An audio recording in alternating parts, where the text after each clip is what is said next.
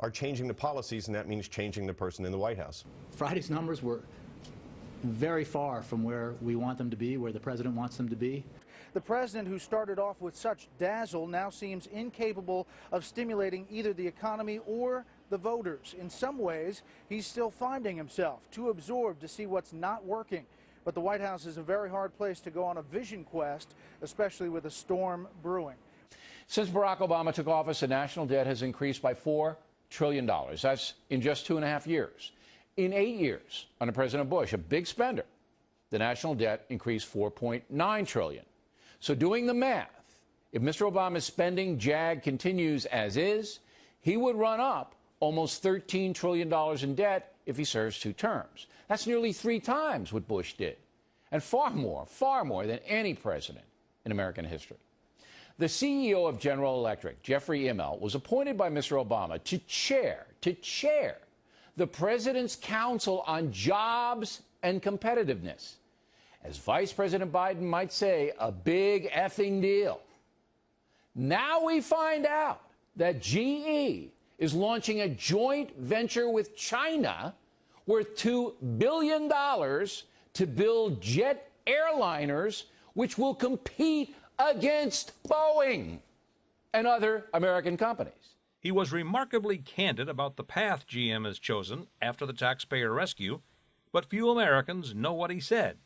We'd better pay attention. Almost 7 out of every 10 automobiles, 7 out of 10 of our vehicles were made outside the United States.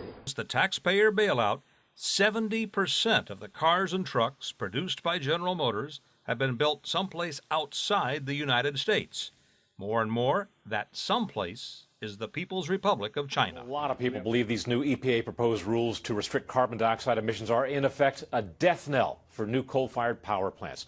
In fear, the regulations will shut down as many as 20 to 25% of coal-fired plants. That's going to threaten the economy of this country. It's going to put thousands of people out of work. School systems are going to go into failure because they won't have the tax base to be able to do it. This is a very dangerous thing they've done, and it's all based on an economic model, an unrealistic standard that they've set. They're telling us that you're going to see at least a 30% increase in your electric bill now. People really fearing for their jobs, Bill. Here in New York, a dire report about the country's financial future. We share a $15 trillion debt at the moment. Double that debt is a very dangerous strategy indeed. What a terrible legacy for the generations that follow. Listen, the American people have had it with big government and high taxes and a regulatory system that knows no bounds. Jolting news about jobs on Friday. The anemic growth still leading to nervousness in the financial markets. Earlier this year, the president was able to make his case that things were getting better quicker.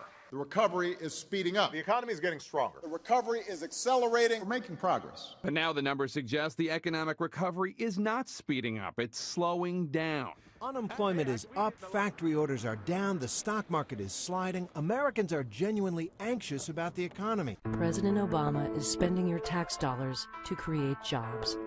How's he doing? This idea of hope and change and optimism and turning the page, that's all gone.